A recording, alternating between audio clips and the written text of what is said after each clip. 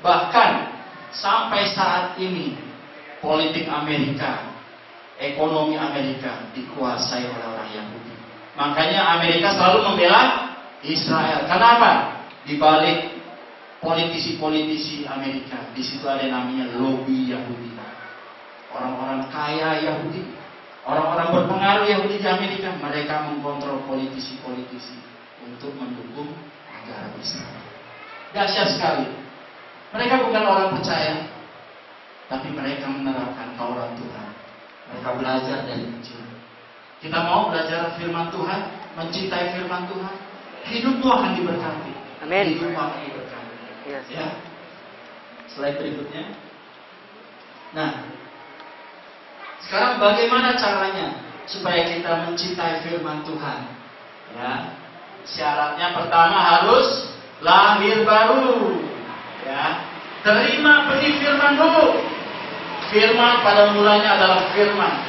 Firman itu bersama-sama dengan Allah. Dan firman itu adalah Allah. Dialah Yesus Kristus. Firman yang hidup. Terima Tuhan Yesus itu. Terima benih firman dalam hatimu. Saat itu dalam dirimu akan dibangkitkan. Cintakan Tuhan. Cintakan firman. Sebab apa?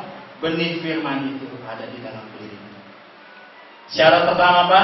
Lahir baru. Ya, kita lihat ayatnya Matius 13 ayat 8 dan sebagian ini mengenai perumpamaan penabur, ya, penabur benih, dan sebagian jatuh di tanah yang baik lalu berbuah. Apa itu tanah yang baik? Hatimu yang terbuka terhadap Yesus, hatimu yang terbuka terhadap kasih Tuhan.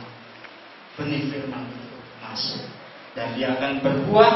Ada yang 100 kali lipat, ada yang 60 kali lipat, ada yang 30 kali lipat. Hidupmu akan diberkati ratusan kali lipat. Amin. Nah, setelah menerima Tuhan Yesus, apa? Ya, kita belajar apa? Orang lahir baru. Orang dunia lahir 1 kali, matinya 2 kali. Orang Kristen lahirnya 2 kali, matinya sekali. Udah pada tahu? Ya. Kalau yang belum pada tahu, nanti tanya Pak Mama. Ya. Orang Kristen lahir 2 kali, dia harus lahir dari mamanya, dan kedua harus lahir baru, lahir dari Roh Kudus. Terima Tuhan Yesus sebagai Tuhan dan Juru Selamat. Ya. Lalu dia matinya cuma sekali, mati secara jasmani, tapi rohnya beroleh hidup yang kekal. Ya. Saudaraku, saya sangat concern mengenai yang pertama ini. Kenapa? Waktu saya masuk kampus, masuk pelayanan mahasiswa, saya lahir baru waktu SMA kelas 1. Di situ cuma berkutat di lingkungan Abalov, di lingkungan gereja 1. Begitu masuk kampus, saya berkenalan dengan yang dari GKI, GKJ, HKBP, ya, dari macam-macam seluruh gereja. Ya, mereka anak-anak Tuhan yang cinta Tuhan, mau melayani bersama-sama. Ya. Tapi ada satu yang saya sedih dan concern apa? Mereka dari kecil sudah Kristen. Dari kecil sudah disidik. Dari kecil sudah ke gereja. Ya, kalau orang Manado bilangnya apa? Kristen mama. Ya. Begitu lahir, udah Kristen. Kristen mama kalau orang Manado. Tetapi apa? Waktu di kampus, pas pendeta Stephen Tong KKR di kampus Trisakti, kampusnya saya. Siapa yang belum pernah terima Tuhan Yesus? Saya tengok, teman-teman persekutuan gue pada angkat tangan. Loh, memang di gereja nggak pernah didoain terima Tuhan Yesus? Itu yang saya sedih. Ya. Pas setelah momen mereka KKR itu, didoakan siapa yang mau terima Tuhan Yesus?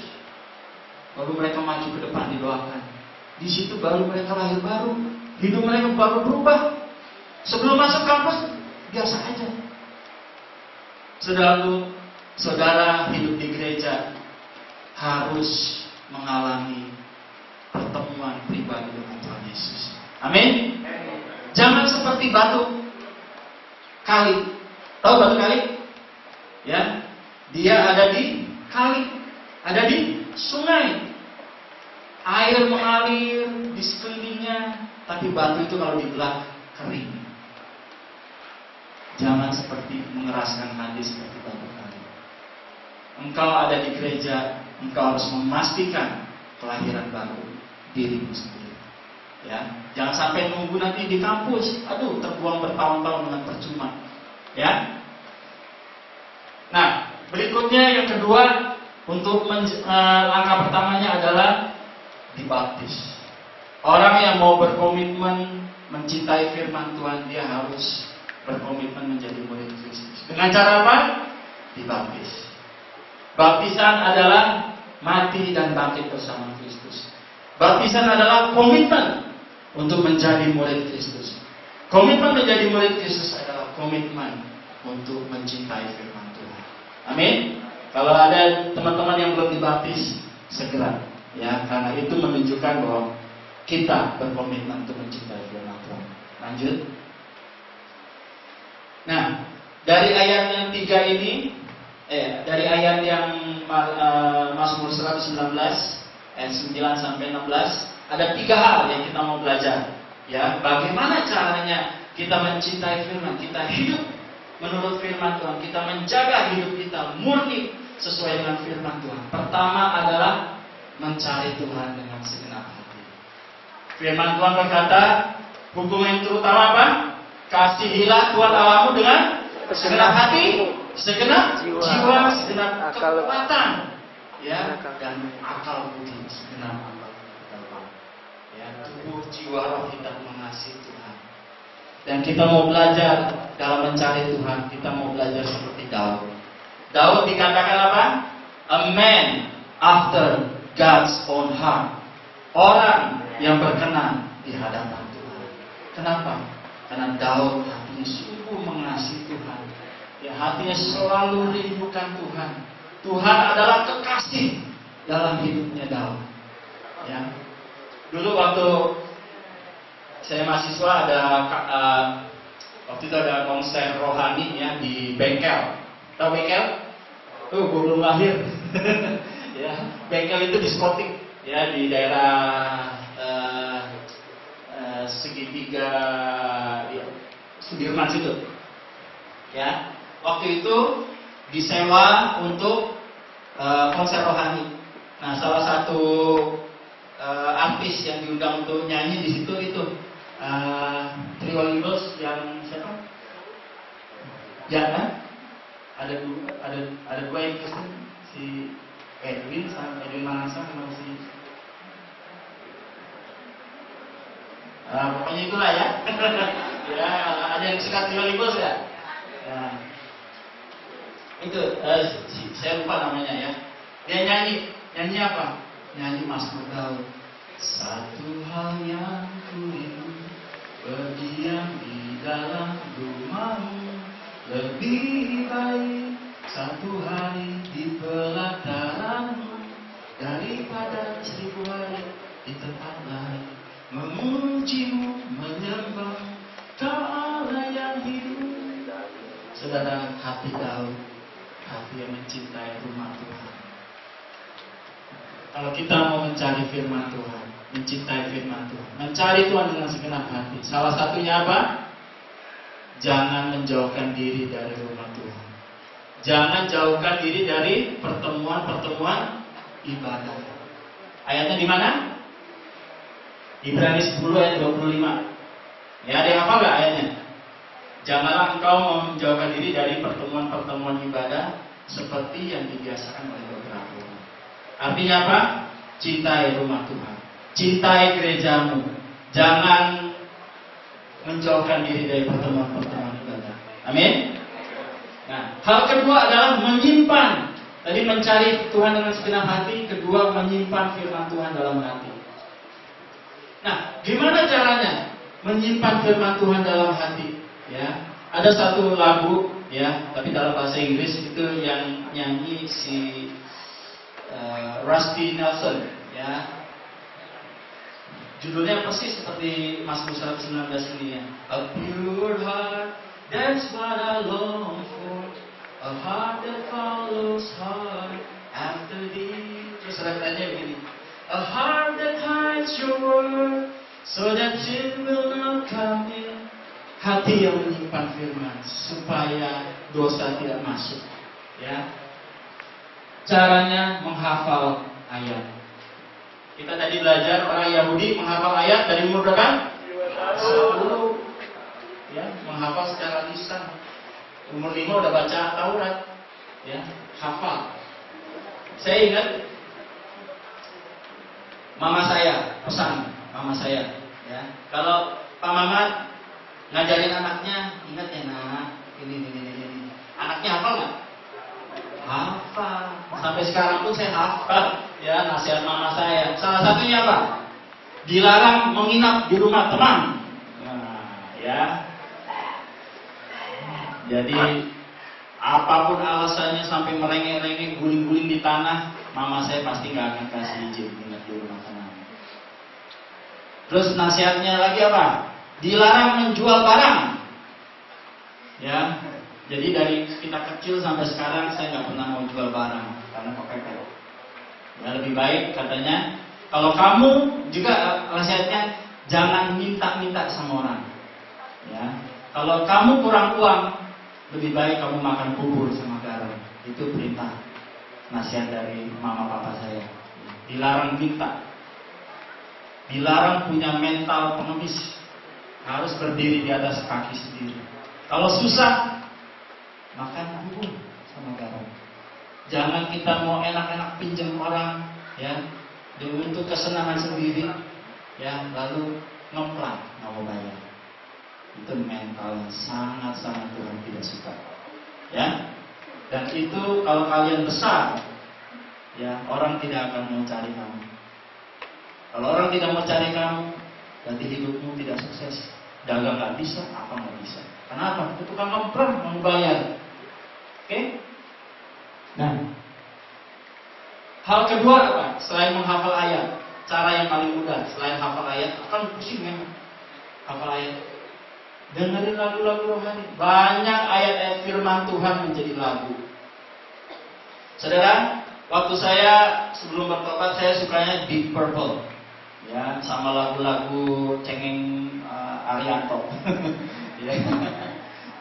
Apalagi kalau lagi naksir cewek, ya, terus patah hati, ya, lagu-lagu yang menggalau haru biru, ya, lagu-lagu patah hati. Anak Tuhan udah nggak boleh dengar lagu itu lagi, ya. Anak Tuhan harus menjaga rohnya, roh seorang pahlawan. Amin. Saudara, waktu setelah saya lahir baru, saya tidak pernah mendengar lagu-lagu dunia. Waktu saya SMA, itu terkenal sekali dengan lagu ini. Antara Anyar dan Jakarta, kita jatuh. Wah, teman-teman SMA ada mendayu-dayu. Saya bisa dengar, tapi tidak bisa masuk dalam hati. Kenapa? Hati saya sudah, kalau dengerin lagu-lagu dunia, ya nggak bisa, ya. Dan ada rasa, ya. Dan ada cinta, ya. Dari lahir baru sampai sekarang, saya koleksi kaset CD itu 400 lebih atau 500. Saya cuma beli kaset rohani, ya. Di mobil dengerin lagu rohani, kaset rohani, itu aja. Ya. Saat saya dengerin, kadang-kadang istri saya kemarin beberapa kali lalu, saya ada side bisnis internet. Kadang-kadang saya kerja jam 2 pagi, ya. Besok pagi ke kantor, matanya cair, ya. Nah, saya biasanya kalau udah jam 10 baru bisa kerja. Soalnya apa? Tunggu anak-anak tidur. Nah, setelah tidur, saya saya kerja sambil saya dengerin lagu, ya. Saya paling suka lagu-lagu Insinyur Niko, ya. Jadikan aku Tuhan rumah doamu, itu air mata mana-mana, ya. Istri saya udah tidur, tapi biasanya kalau dia tidur nyenyak 15 menit loh, ya. Itu waktu saya nyanyi itu gak ada kurangnya. Pas besok paginya, kamu tuh ya kalau kerja aja, nggak usah nyanyi. Ya, gue jadi nggak bisa tidur katanya. Tapi asik juga tuh, ya. Jadi akunya juga pengen. Ya, saudara, cintai firman Tuhan dengan lagu-lagu rohani. Ya. Nah, ingat ini ya. Tujuannya apa? Menghafal ayat dan mendengarkan lagu-lagu rohani. Supaya aku jangan berdosa. Waktu kita hanya mengisi telinga kita dengan lagu-lagu rohani, mengisi hati kita dengan firman Tuhan, mengisi kepala kita dengan firman Tuhan. Sepanjang hari, waktu kita nggak mendengarin firman Tuhan, waktu kita nggak dengerin lagu firman, itu bergema, ayat-ayat itu bergema, sampai kita tidur ayat-ayat itu bergema terus. Ya. Supaya aku jangan berdosa dalam engkau. Ingat ini, Alkitab menjauhkan kita dari dosa, tapi dosa menjauhkan kita dari Alkitab. Saya ingat sekali kesaksian teman komsel kita, sel group kita, namanya Dodi.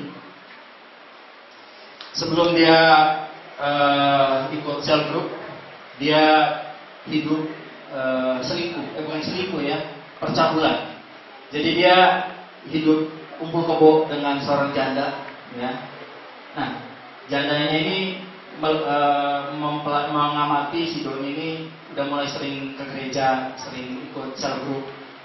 Janda ini langsung bilang gini sama dia, wah kalau lu begini terus, ini lama-lama hubungan kita bisa bubar. Ngerti maksudnya? Persis. Alkitab menjauhkan kita dari dosa. Dosa menjauhkan kita dari Alkitab. Waktu kita mendekat dengan Tuhan, Alkitab akan menjauhkan kita dari dosa.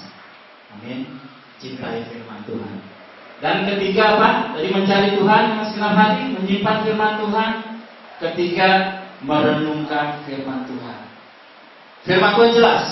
119 ayat 105. Firman-Mu berita bagi kakiku, terang bagi jalanku. Ya. Perintah Tuhan juga di Yosua 1 ayat 8. Jangan lupa memperkatakan firman, renungkan siang dan malam. Mazmur 1 ayat 2 juga bilang, berbahagialah orang yang mencintai firman Tuhan dan merenungkannya siang dan malam. Ya. Renungkan dalam bahasa Inggrisnya adalah meditate. Berbeda dengan meditasi. Ya, waktu itu saya ke Thailand, ketemu teman saya, orang Thailand, orang Buddha. Dia ngajakin ini ke, nggak tahu, tiba-tiba saya diajak aja ke kuilnya, ya. Terus diajarin meditasi, ya. Meditasi itu kamu diam, terus ambil satu titik di depan mata kamu, terus konsentrasi di satu titik, dan kosongkan pikiran. Itu meditasi menurut dunia. Meditasi menurut firman Tuhan apa? Renungkan firman Tuhan. Tuhan berkata, kasihilah musuhmu. Kita renungkan, oh gitu ya Tuhan. Lalu kita bayangkan, oh iya, saat ini saya sedang ada masalah dengan kantor saya, dengan sekolah saya. Oh, saya harus mengasihi dia. Gimana cara mengasihi dia? Oh, saya harus sampai dia. Kalau saya ada salah, saya meminta maaf. Begitu.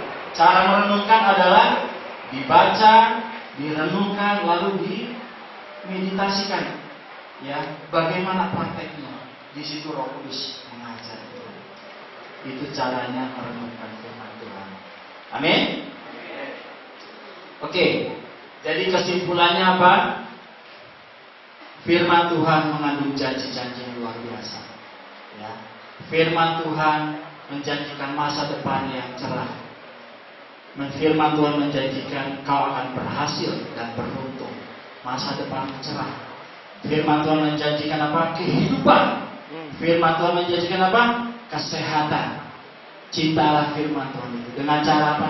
Cari Tuhan. Kasihi Tuhan. Ya. Simpan firman-Nya itu dengan cara menghafal, merenungkan, menyimpan itu dalam hati. Supaya kita jangan berdosa. Saudara, saya mau tutup dengan satu kesaksian. Waktu saya bertobat umur 16, ya, saya lahir juga Kristen mama, ya. Umur 1 bulan saya dibaptis, ya. Saya tidak mendiskreditkan satu gereja, tapi ini juga perenungan bagi kita. Ya. Gue juga mirip ternyata, ya. 1 bulan dibaptis, lalu SD saya dapatkan sakramen-sakramen, lalu tapi kehidupannya tidak berubah. SD saya jadi putra altar, tahu putra altar? Yang bantuin pastor, yang berdiri di belakangnya itu ya. Dan juga berdiri di member, ya, bantuin pastor. Anak SD, ya, masih umur 12, 11. Dan kita punya keistimewaan kalau ini gereja. Nah, di situ ada ruang pastori namanya.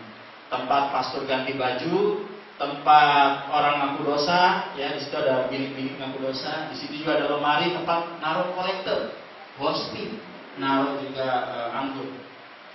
Nah, saya diajak teman sesama misdinan, namanya misdinan bahasa Belanda lagi ya. Sesama putra altar, teman sekolah, teman sekelas. Bolong sadis ya. Putra altar diajak nyolong ya. Yang ngajak sesama putra altar. Saya ikut nyolong saudara. Jadi kita di pastori. Jadi teman saya masuk ke ruang pengakuan dosa. Dia di ruang pastornya, saya di ruang yang orang aku. Nah, di situ kita bawa capitan ya. Capitan apa? Mesin jahit. Ya, karena kolektornya orang Katolik itu kan box kayu cuma lubangnya kecil gitu. Jadi capit ya. Jadi dia di ruang pastor ada lubang kecil kan, dia suruh dengerin ya. Nah, disitulah uang lewat. Ya, saya masukin di kaos kaki saya, di sepatu saya, di segala macam. Ya, tahun itu tahun berapa tuh ya? 80, 81. Kita sekali nyolong bisa 8.000 zaman dulu. Ya, sepatu itu masih harga berapa ya? Masih 2.000, 3.000. Ya, sepatu dulu beli merek Osaka. Ya, kalau sekarang mereknya Eagle. Terus duitnya kita pakai senang-senang ke Ancol, kemana segala macam ya. Nah, nyolong, tiap minggu nyolong ya. Sampai suatu saat ketahuan suster. Suster, saya kapok, saya dikumpulin, kalian ya, udah nggak boleh duduk sini lagi. Ya, saya berhenti, teman saya tetap lanjut. Udah, gue nggak mau ikut ya. Terus itu SD, tapi kehidupannya tidak mengenal Tuhan, meskipun tiap minggu ke gereja.